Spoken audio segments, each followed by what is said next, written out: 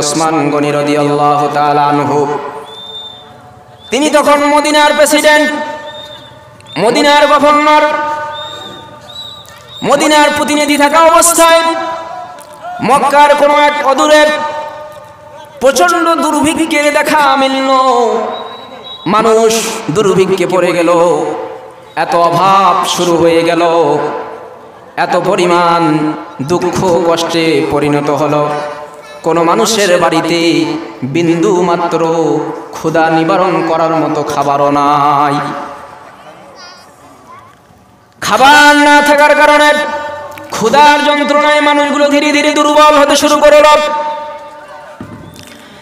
এবং এই মানুষগুলো এক পর্যায়ে খাদ্য না থাকার কারণে, না খেয়ে থাকার কারণে কেউ বা মৃত্যু মুখে পতিত হওয়াতে শুরু করলো। এমন সময় মক্কার লোকেরা একটা সিদ্ধান্ত গ্রহণ করলেন, এইভাবে চলতে দেওয়া যায় না। এইভাবে চলতে থাকলে আমাদের বাচ্চাগুলো না খেতে পেরে তারা মৃত্যুবরণ করবে, মরে যাবে। এমনটা করতে দেওয়া যেতে পারে না। জরুরি একটা বৈঠক তারা করে ফেলল। এই বৈঠকের মধ্যে সিদ্ধান্ত নিল, মক্কার যতগুলো ব্যবসায়ী রয়েছে এই ব্যবসায়ীরা একটা সিদ্ধান্ত গ্রহণ করল যে আমরা এতদিন ব্যবসা করেছি লাভের জন্য, লাভ করার জন্য, কিন্তু এখন এই কঠিন সময়ে, এই কঠিন মুহূর্তে আমরা লাভ ছাড়া একটা ব্যবসা করতে চাই। সেই ব্যবসাটা হলো আমাদের কাছে যে টাকা পয়সাগুলো আছে, আমরা এই টাকা পয়সাগুলো নিয়ে ওই মদিনার প্রান্তরে চলে যাব, মদিনার গভর্নরের দরবারে চলে যাব। যাওয়ার পরে গভর্নরের কাছ থেকে কিছু খাদ্য নিয়ে এসে মক্কার মানুষের এই পরিবারগুলোতে তুলে দেব। অন্তত তারা খেয়ে দিয়ে নিজের জীবন যাপন করবে, ক্ষুধা নিবারণ করবে। যেই কথা সেই কাজ। মক্কার ব্যবসায়ীরা চলে গেলেন মদিনার উদ্দেশ্যে। মদিনার উদ্দেশ্যে যাওয়ার পরে হযরত ওসমান গনি রাদিয়াল্লাহু তাআলা আনহুর দরবারে যখন পৌঁছে গেলেন, পৌঁছে যাওয়ার পরে হযরত ওসমান রাদিয়াল্লাহু তাআলা আনহুকে প্রস্তাব দিলেন, ওগো ওসমান বিন আফফান রাদিয়াল্লাহু তাআলা আনহু, আমরা যতটুকু শুনেছি আপনি রাসূলের একজন দানবীর সাহাবী, আপনি অনেক দান করেন, আপনার মনের ভিতরে অনেক দয়া। আমরা বড় আশা নিয়া, বড় আকাঙ্ক্ষা নিয়া আপনার দরবারে এসেছি। আমাদের মক্কার করুণ অবস্থা, করুণ পরিণতি দাঁড় হয়ে গেছে। ক্ষুধার যন্ত্রণায় ছোট্ট ছোট্ট বাচ্চাগুলি জমিনে গড়াগড়ি দেয়। খাদ্যের অভাবে পিতামাতা তাদের মুখে খাদ্য তুলে দিতে পারে না। এমন একটা করুণ পরিস্থিতি দাঁড় হয়ে গেছে। ওগো ওসমান, আপনার কৌশাগারে, আপনার ভান্ডারে অনেক খাদ্য রয়েছে। আল্লাহর নবী সাহাবী, আপনি যদি এই কৌশাগারের খাদ্য ভান্ডার থেকে আমাদেরকে কিছু খাদ্য দেন, এই খাদ্যগুলা নিয়ে আমরা মক্কার জমিনে চলে যাব, আর মক্কার ওই মানুষগুলার পরিবারে খাদ্যগুলো দেব। তারা এই খাদ্য খেয়ে জীবন যাপন করবে, ক্ষুধা নিবারণ করবে। এর বিনিময়ে আপনাকে 5% মুনাফা দিয়ে দিব। কয় পার্সেন্ট? 5% মুনাফা দিয়ে দিব। হযরত ওসমান গনি রাদিয়াল্লাহু তাআলা আনহু নিশ্চুপ রইলেন, কোনো কথা বলতেছেন না। ব্যবসায়ীরা এবার বললেন, ওগো ওসমান, যদি 5% কম হয়ে থাকে তাহলে আমরা 10% মুনাফা দেব, তারপরেও আমাদেরকে খাদ্য দেন। এই খাদ্য আমরা নিয়ে যাব। হযরত ওসমান গনি রাদিয়াল্লাহু তাআলা আনহু কোনো কথা বলেন না। ব্যবসায়ীরা এবার বললেন, 10%ও যদি না দেন 15% মুনাফা দেব, এবার আমাদেরকে খাদ্য দেন। হযরত ওসমান গনি রাদিয়াল্লাহু তাআলা আনহু এবারও চুপ থাকলেন, কোনো কথা বলেন না। এরপরে ব্যবসায়ীরা 15 থেকে 20, 20 থেকে 40, 40 থেকে 50% পর্যন্ত মুনাফা বৃদ্ধি করে দিলেন। তাদের সর্বশেষ সম্বলটুকু পর্যন্ত দিয়ে দিতে চাইলেন।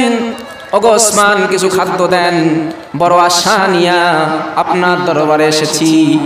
আমরা যদি খালি হাতে ফিরে যাই, মক্কার লোকেরা পথের দিকে তাকায় আছে বড় আশা নিয়া আমরা খাদ্য নিয়ে যাব, তারা তাদের প্রচন্ড ক্ষুধা এই খাদ্যের দ্বারা পূরণ করবে। আর আমরা যদি খালি হাতে ফিরে যাই, মক্কার লোকেরা এমনিতেই ক্ষুধার্ত অবস্থায় রয়েছে, আরো যদি আমরা খালি হাতে ফিরি তাহলে তারা অনেক কষ্ট পাবে। অতএব আমাদের শেষ সম্বলটুকু দিচ্ছি, আপনি আমাদেরকে খাদ্য দেন। হযরত ওসমান রাদিয়াল্লাহু তাআলা আনহু বললেন, না, আমি খাদ্য দিব না।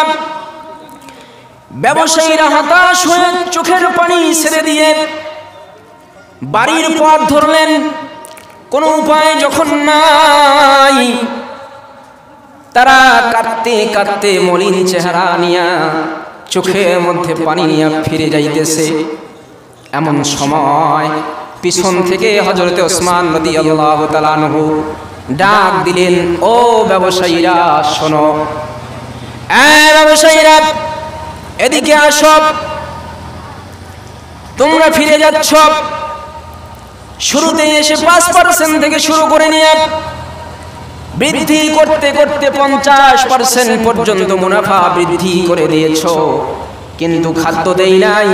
ও ব্যবসায়ীরা শোনো, আমি ওসমান ঘোষণা দিয়ে দিলাম, তোমাদের চাহিদা যতটুকু, তোমাদের খাদ্যের প্রয়োজন যতটুকু হয় সমস্ত খাদ্য তোমরা নিয়ে যাও, তোমাদের চাহিদা অনুযায়ী খাদ্য নিয়ে যাও, 1% মুনাফাও দিতে হবে না। চিৎকার দিয়ে বলেন আল্লাহু আকবার। ব্যবসায়ীরা আশ্চর্য হয়ে গেল। আল্লাহর নবীর সাহাবী ওসমান রাদিয়াল্লাহু তাআলা আনহু 5% থেকে শুরু করে নিয়ে 50% পর্যন্ত মুনাফা বাড়ায়া দিলাম, খাদ্য দিলেন না।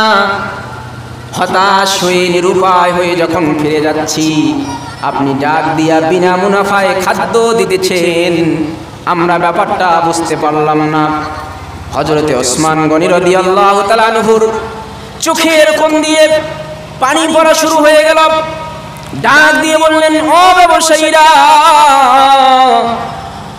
তোমরা কি আল্লাহর কোরআন পড়ো নাই?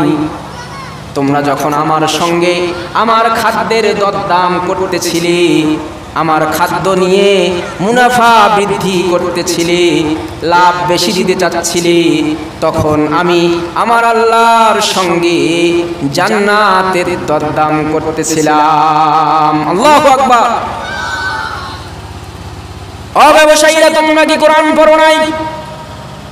কুরআনুল কারীমের সূরা আত-তাওবার 111 নম্বর আয়াতের ভিতরে আল্লাহ পাক রব্বুল আলামিন ঘোষণা দিয়েছেন, ইন্নাল্লাহা আশতারা মিনাল মুমিনিনা আনফুসাহুম ওয়া আমওয়ালাহুম বিআন্না লাহুমুল জান্নাহ। নিশ্চয়ই আল্লাহ পাক রব্বুল আলামিন মুমিনদের জান এবং মাল ক্রয় করে নিয়েছেন, বিনিময়ে দিয়েছেন জান্নাত। আল্লাহু আকবার। অতএব তোমরা যখন আমার খাদ্যের দাম আমার সঙ্গে করতেছিলে, আমার তখন মনে পড়ে গেল সূরা তাওবার সেই 111 নম্বর আয়াতের কথা, যে আল্লাহ পাক মুমিনের সম্পদের বিনিময়ে জান্নাত দিয়েছেন। তোমরা যখন আমার খাদ্যের কথা, আমার সম্পদের কথা আমাকে বলতেছিলে, আমার তখন মনে পড়ে গেল আমার এই সম্পদের বিনিময়েই তো আল্লাহ পাক জান্নাত বিক্রি করে দিয়েছেন। অতএব আজকে আমি আমার এই সম্পদের বিনিময়ে, খাদ্যের বিনিময়ে আল্লাহ পাকের কাছ থেকে জান্নাত কিনে নেব। সুবহানাল্লাহি ওয়া বিহামদিহি। এই জন্য নিজের জান, নিজের সম্পদ যদি আল্লাহর রাস্তায় ব্যয় করা যেতে পারে, করতে যদি পারি, তাহলে আল্লাহ পাক এর বিনিময়ে জান্নাত দিবেনই দিবে। এজন্য আমাদের দায়িত্ব হচ্ছে, কাজ হচ্ছে আমাদের এই জীবন আল্লাহর পথে উৎসর্গ করে দেওয়া এবং আমাদের সম্পদ আল্লাহর পথে ব্যয় করা। উদ্দেশ্য হলো আল্লাহর জান্নাত যেন আমরা কিনে নিতে পারি। রাজি আছি তো ইনশাআল্লাহ? আমাদের সমস্ত সম্পদ আমরা আল্লাহর পথে ব্যয় করব, যাতে করে এই সম্পদের বিনিময়ে আল্লাহ পাকের জান্নাত আমরা কিনে নিতে পারি। কিন্তু আল্লাহ পাক রব্বুল আলামিন যেই শর্ত দিয়েছেন, সেই শর্ত হলো সব জায়গায় সম্পদ ব্যয় করলে হবে না। আপনি যেখানে সেখানে সম্পদ ব্যয় করবেন তা হবে না। আল্লাহ পাক নির্দিষ্ট একটা পথ, নির্দিষ্ট একটা রাস্তা দেখিয়ে দিয়েছেন। এই নির্দিষ্ট রাস্তার উপরে, এই নির্দিষ্ট পথের উপরে যদি আপনি আপনার সম্পদ ব্যয় করতে পারেন, খরচ করতে পারেন, তাহলেই কেবল আমাদের জান্নাত মিলবে। অন্যথায় যেখানে সেখানে যত্রতত্র সম্পদ যদি ব্যয় করি, খরচ করি, জান্নাত পাওয়া যাবে না। কথা বলেন ঠিক কিনা? একান্ত আপনজনেরা আমার, গভীর মনোযোগ। নিজের জীবন যখন আপনি উৎসর্গ করে দিবেন আল্লাহর পথে, তখন এই জীবনের মায়া কোনো রকমেই চলবে না। এই জীবনের মায়া করলে চলবে না। এই জীবনকে আপনি আল্লাহর পথে উৎসর্গ করে দিয়েছেন জান্নাতের বিনিময়ে। অতএব আপনার উদ্দেশ্য হলো যখন জান্নাত, তখন আপনি আর ঘরে বসে থাকলে চলবে না। ইসলামের বিরুদ্ধে, আল্লাহর বিরুদ্ধে, রাসূলের বিরুদ্ধে যখন কোনো কথা আসবে, কেউ ষড়যন্ত্র করবে, তখন এটাকে আপনি বরদাস্ত করবেন না। রাজি আছি তো ইনশাআল্লাহ?